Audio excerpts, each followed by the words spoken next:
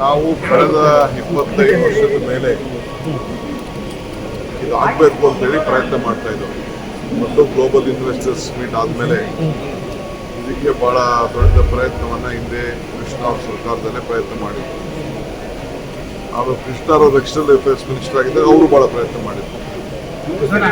ಮಧ್ಯದಲ್ಲಿ ಸ್ವಲ್ಪ ಆಂಧ್ರ ಬಿಸ್ನೆಸ್ ಎಲ್ಲ ಈಚೆ ಬಂತು, ಅವ್ರದ್ದು ದೊಡ್ಡ ಪ್ರಯತ್ನ ಇತ್ತು, ಕಾಂಪಿಟೇಷನ್ ಆಯಿತು, ಹಿಂಗೆ ತಳ್ಕೊಂಡು ಹೋಗ್ತಾ ಇದ್ರು.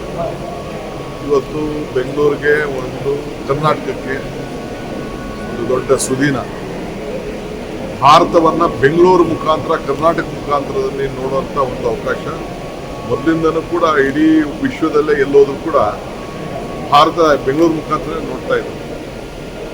ಇವತ್ತು ಬರೀ ಇಲ್ಲಿ ಪಾಸ್ಪೋರ್ಟ್ ವೀಸಾ ತಗೊಳ್ಳೋ ವಿಚಾರ ಅಲ್ಲ. ಇಲ್ಲಿ ಸಂಸ್ಕೃತಿ, ಪರಂಪರೆ, ವಿದ್ಯಾ, ನಮ್ಮಲ್ಲಿರುವಂಥ ಎಲ್ಲ ಮಕ್ಕಳು ವಿದ್ಯಾಭ್ಯಾಸವನ್ನು ಪಡೆದಂಥ ಅತಿ ಉತ್ತಮವಾದ ವಿದ್ಯಾಭ್ಯಾಸವನ್ನು ಕ್ರೀಮ್ ವಿದೇಶದಲ್ಲಿ ಹೋಗಿ ಕೆಲಸ ಮಾಡ್ತಾ ಇದ್ದಾರೆ.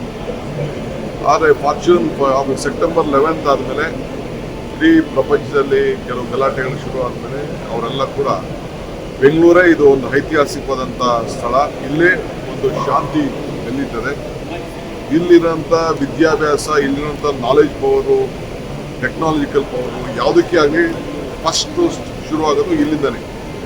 IT, PT, startup, EV, health sector, even in health tourism also ಇದು ಭಾಳ ವಿಶೇಷವಾದಂಥ ಒಂದು ಜಾಗ.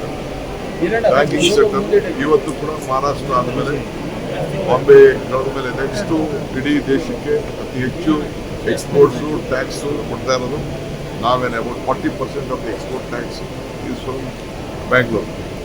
ಸೊ ಮುಂದಕ್ಕೆ ಒಳ್ಳೊಳ್ಳೆ ಯೂನಿವರ್ಸಿಟಿಗಳೆಲ್ಲ ಬಂದು ಇಲ್ಲಿ ಟೈಅಪ್ ಮಾಡಿ ನಮ್ಮ ಮಕ್ಕಳು ಹೋಗಿ ಅಲ್ಲಿ ಹೋಗೋದು ತಪ್ಪಿ ಇಲ್ಲಿಂದ ಬಯೋಲ್ಯಾಟ್ರಲ್ ಆಗಲಿಕ್ಕೆ ದೊಡ್ಡ ಸಂಪರ್ಕದ ಒಂದು ಸೇತುವೆ ಆಗಿ ಬೆಳೀತದೆ.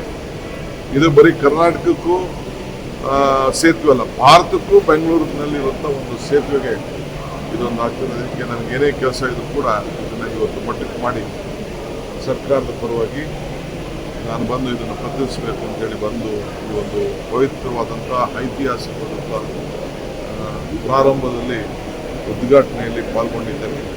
ನಾನು ಅಮೇರಿಕನ್ ಅಂಬಾಸಿಡರ್ಗೆ ಮತ್ತು ದೇಶದ ಜೈಶಂಕರ್ ಅವರು ಕೂಡ ನನಗೆ ಭಾಳ ಸಂತೋಷ ಆಯಿತು. ಜೈಶಂಕರ್ ಅವರ ತಂದೆ ಇಲ್ಲೇ HAL ಅವರು ಚೇರ್ಮನ್ ಆಗಿದ್ದಂತೆ. ಇಲ್ಲೇ ಅವರು ನಮ್ಮ ಕರ್ನಾಟಕದಲ್ಲೇ ಹಿಂದೆ ಕೆಲಸ ಮಾಡಿದ್ದಂಥ ಇತಿಹಾಸ, ಶಾಲೆಗೆ ಹೋಗಿದ್ದಂಥ ಇತಿಹಾಸವನ್ನು ಅವರು ನೆನಪು ಮಾಡ್ಕೊಳ್ತಾ ಇದ್ರು. ಸೊ ಭಾಳ ಜನ ಪಾರ್ಲಿಮೆಂಟ್ ಮೆಂಬರ್ಸ್ ಎಲ್ಲ ಇಲ್ಲಿಂದ ಕೂಡ ಹೋರಾಟ ಮಾಡ್ಕೊಂಡು ಬಂದಿದ್ದಾರೆ. ಇವತ್ತು ಎಲ್ಲದಕ್ಕೂ ಕೂಡ ಇವತ್ತು ಸಕ್ಸಸ್ಫುಲ್ ಆಗಿದೆ. ನಮ್ಮ ITBT ಮಿನಿಸ್ಟ್ರು, ನಮ್ಮ ಇಂಡಸ್ಟ್ರೀಸ್ ಮಿನಿಸ್ಟ್ರು ಅವರು ಕೂಡ ಎಲ್ಲ ಭಾಳ ಒತ್ತಾಯ ಮಾಡಿ ಈಗ ಗ್ಲೋಬಲ್ ಇನ್ವೆಸ್ಟರ್ಸ್ ಮೀಟನ್ನು ನಾವು ಮಾಡ್ತಾ ಇದ್ದೀವಿ. ಸೊ ಬೆಂಗಳೂರಿಗೆ ಭಾಳ ದೊಡ್ಡ ಭವಿಷ್ಯ ಇದೆ. So brand Bengaluru, brand Karnataka, brand India. Sir ಬೆಳಗಾವಿಗೆ ಹೋಗ್ತಾ ಇದ್ದೀವಿ ಸರ್, ಸುಜ್ವಲ್ ಅವರು ಕೂಡ ಬರ್ತಾ ಇದ್ದಾರೆ. ಕಾರ್ಯಕ್ರಮ ಹೇಗೆಲ್ಲ ರೂಪುರೇಷಿಸಿದ್ದಾರೆ? ಜೈ ಬಾಪು, ಜೈ ಭೀಮ್, ಜೈ ಸಂವಿಧಾನ ಕಾರ್ಯಕ್ರಮ ನಡೀತದೆ.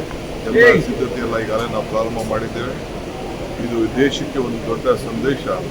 ಈ ದೇಶದ ಸ್ವಾತಂತ್ರ್ಯದ ಹಿನ್ನೆಲೆಯಲ್ಲಿ 100 ವರ್ಷ ಆಗಿದೆ. ಮಹಾತ್ಮ ಗಾಂಧೀಜಿಯವರು ನಾಯಕತ್ವವನ್ನು ವಹಿಸಿಕೊಂಡು ಅದು ಒಂದು ಸಂದರ್ಭ. ಮತ್ತು ನಾವು ಗಾಂಧೀಜಿಯವರ ಹುಟ್ಟಲಿ ಕೂಡ ಉದ್ಘಾಟನೆ ಆಗ್ತಾ ಇದೆ. ಒಂದು ದೊಡ್ಡ ಸಮಾವೇಶ ನಡೀತದೆ.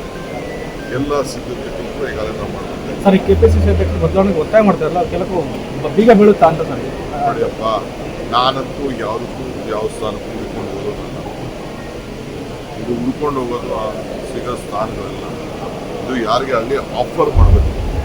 ಅವರಲ್ಲಿರೋ ನಾಯಕತ್ವದ ಗುಣ, ಸಂಘಟನೆ ಗುಣ ಗಮನದಲ್ಲಿಟ್ಕೊಂಡು ಆಫರ್ ಮಾಡ್ತಾರೆ. ಇದು ನಮ್ಮ ಪಾರ್ಟಿ, ಬೇರೆ ಪಾರ್ಟಿ ಕತೆ ನನಗೆ ಮಾಧ್ಯಮದಲ್ಲೆಲ್ಲ ಚರ್ಚೆ ಮಾಡೋಂಥ ವಿಚಾರ ಅಲ್ಲ. ಇದು ಪಕ್ಷ ಅದಕ್ಕೆಲ್ಲ ನೋಡ್ಬೋದು. ನಮ್ಮ ರಾಜ್ಯದವರೇ ಆದಂಥ AICC ಅಧ್ಯಕ್ಷ. ಗ್ಯಾರಂಟಿ ನ್ಯೂಸ್, ಸುದ್ದಿ ಖಚಿತ, ನ್ಯಾಯ ನಿಶ್ಚಿತ.